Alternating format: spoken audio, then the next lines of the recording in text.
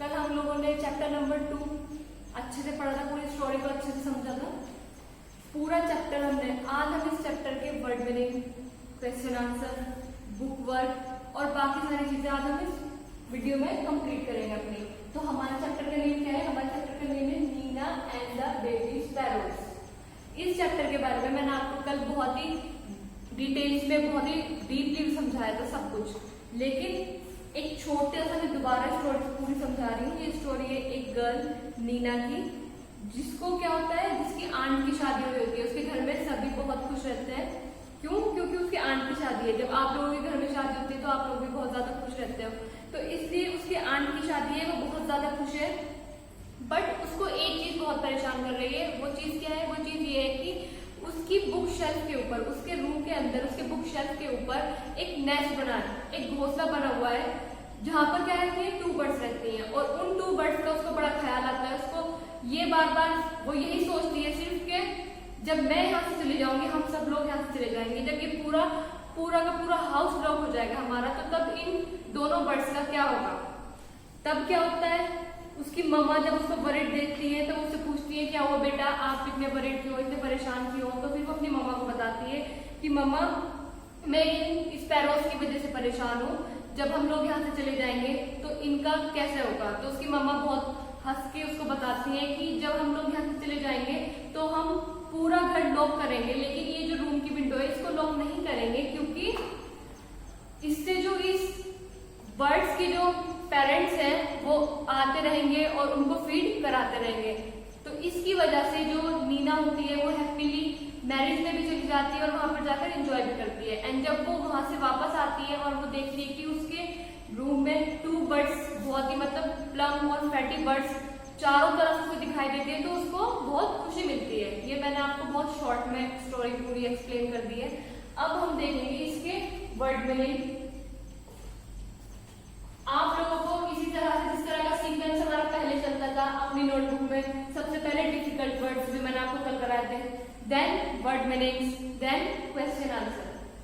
अब आप लोग करेंगे, फर्स्ट हो गया आपका, फर्स्ट वर्ड है आपका MARKET, मार्केट। मार्केट यहाँ पर सबको पता है कि मार्केट वर्ड सुनते ही आपको पता चल जाता है कि हम किस चीज की बात कर रहे हैं। तो यहाँ पर आपके सारे मीनिंग्स दिए गए हैं। मार्केट का मीनिंग क्या है? MERCHANDISE।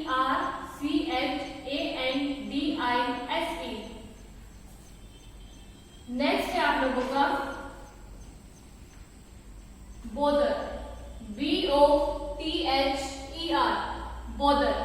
बोदर मीन्स, मैंने आप लोगों को कल भी पढ़ाया था, बोदर मीन्स परेशानी। परेशानी, इसका मीनिंग क्या आपका? TROUBLE,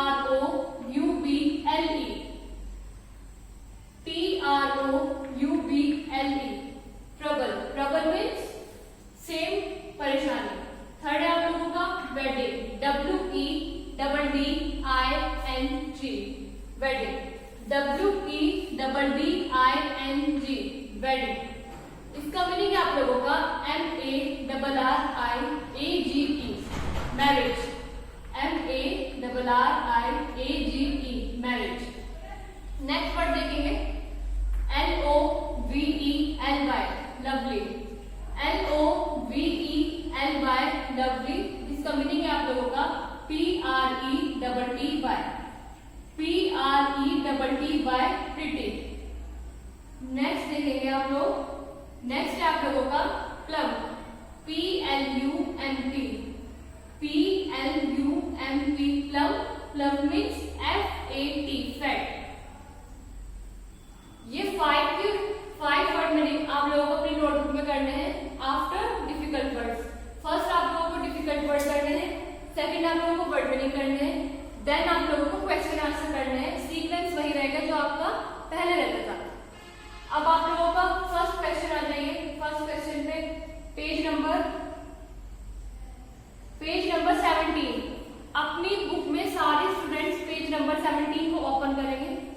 पेज नंबर 17 पर आप लोग देखेंगे, फर्स्ट क्वेश्चन है आप लोगों का, Why was great joy in Nina's house? Neena के घर किस चीज की खुशी मनाई जा रही थी? What was their great joy in Nina's house? कि नीना के घर में खुशी क्यों मनाई जा रही थी? There was great joy in Nina's house because Nina's aunt was getting married.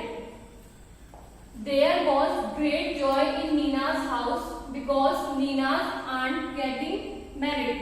देखिए आपसे पूछा गया है कि नीना के घर में खुशियां क्यों मनाई जा रही थी, तो आपको आंसर देना है कि नीना के घर में खुशियां मनाई जा रही थी क्योंकि उसकी आंट की शादी थी। आगे देखेंगे, and all the family were going to Delhi to attend the wedding. आपसे क्वेश्चन किया गया है why was there great joy in Neena's house, कि नीना के घर में खुशियां क्यों मनाई जा रही थी।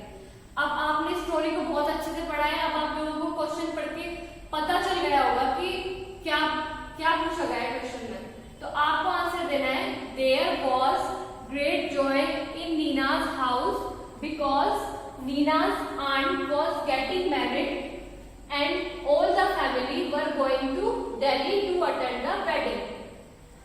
नीना के घर में खुशियां इसलिए मनाई जा रही थी क्योंकि उसकी आंटी की शादी थी और पूरी फैमिली मिलकर कहाँ जा रहे थे, दिल्ली जा रहे थे वेडिंग को अटेंड करने के लिए। तो ये था आप लोगों का फर्स्ट क्वेश्चन। फर्स्ट क्वेश्चन मैंने आप लोगों को एक्सप्लेन कर दिया है, अच्छे से देख लीजिए। ये है आप लोगों का फर्स्ट क्वेश्चन। देन आप लोगों का सेकंड क्वेश्चन है why was Neena worried. Second question है आप लोगों का why was Neena worried, Neena परेशान क्यों थी। आप लोगों को आंसर देना है, आप लोगों को आंसर बहुत अच्छे से पता है। आप लोगों को आंसर देना है Neena was worried for the baby sparrows. Neena was worried for the baby sparrows. Neena क्यों परेशान थी, नीना परेशान थी स्पैरोज के लिए। She thought if they go out how the parents of the babies will feed their children. Neena परेशान थी स्पैरोज के लिए, उसको लग रहा था कि अगर वो लोग चले जाएंगे तो बेबी स्पैरोज को फीड कौन कराएगा, मीन्स बेबी स्पैरोज को फीड कौन कराएगा, उनके पेरेंट्स ही तो कराते हैं ना। तो इसलिए आपको आंसर देना है Neena was worried for the baby sparrows. She thought if they go out how the parents of the babies will feed their children. ये था आप लोगों का क्वेश्चन नंबर सेकंड। अब देखिए आप लोगों को मैंने वर्ड मीनिंग करा दी है, आप लोगों को मैंने फर्स्ट क्वेश्चन एक्सप्लेन कर दिया है, आप लोगों को मैंने सेकंड क्वेश्चन एक्सप्लेन कर दिया है। अब हम चलते हैं अपने थर्ड क्वेश्चन की तरफ। थर्ड क्वेश्चन क्या है आपका, थर्ड क्वेश्चन है आपका what did mother suggest. Mother ने क्या सजेस्ट किया था नीना को। अब मैंने आपको इतनी अच्छी स्टोरी एक्सप्लेन की है, तो आप में से कोई मुझे बता सकता है कि what did mother suggest, mother ने क्या सजेस्ट किया था नीना को।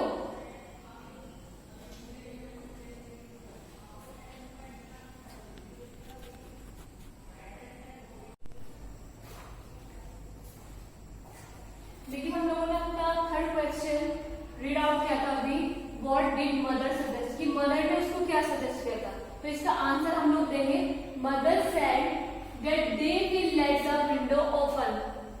मदर ने उसको क्या बताया, मदर ने उसको सजेस्ट किया कि हम एक काम करते हैं, हम जो विंडो है उसको ओपन छोड़ देते हैं for the papa and the mama sparrows and lock rest of the room. देखिए जब वो वरीड थी, वो परेशान थी, तो उसने अपनी मम्मा के साथ बताया मम्मा को अपने कि किस तरह से क्यों वो परेशान है। तो उसकी मम्मा ने तो सजेस्ट किया कि mother said that they will let the window open, हम एक विंडो को जो है ओपन छोड़ देंगे for the papa and the mamma with sparrows and no rest of the room. देखिए मदर ने उसको सजेस्ट किया कि हम एक विंडो को ओपन छोड़ देंगे, जिससे क्या होगा, जो स्पैरोज के मम्मा एंड पापा है वो फूड लेकर आएंगे, अपने बेबीज को फीड कराएंगे और उसी विंडो से चले जाएंगे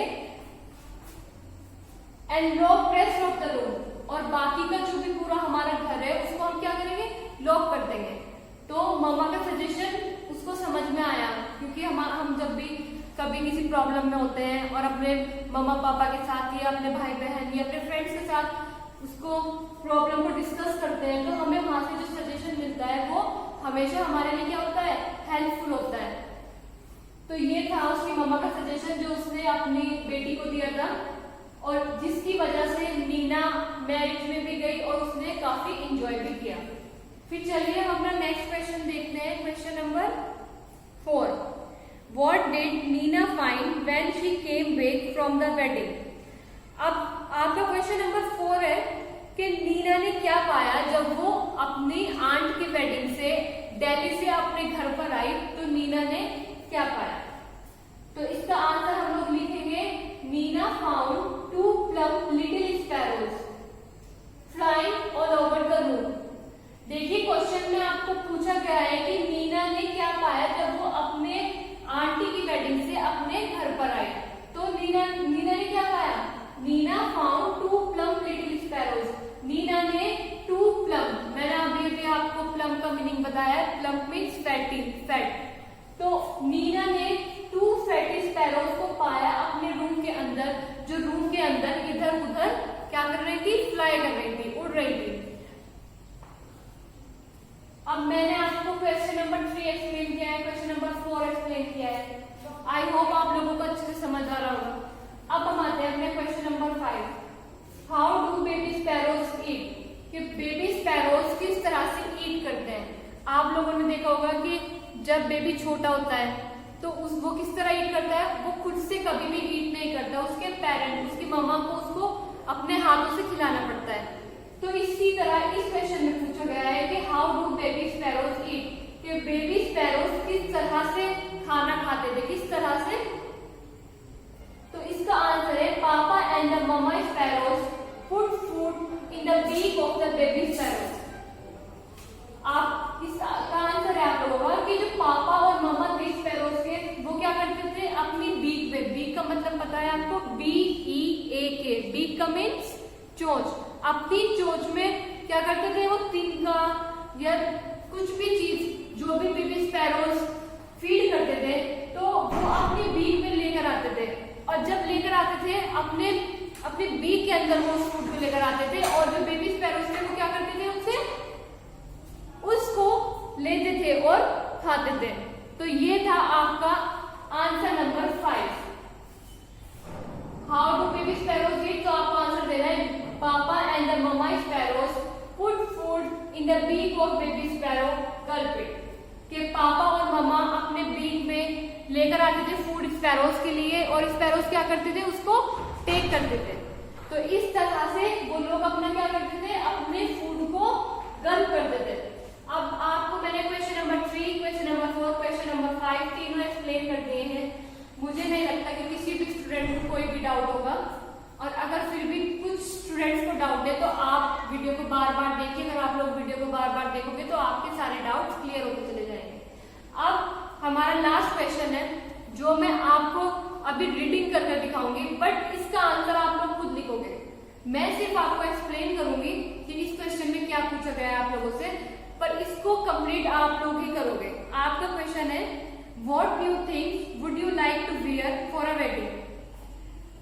पेज नंबर 18 पे ये क्वेश्चन आपको दिया गया है।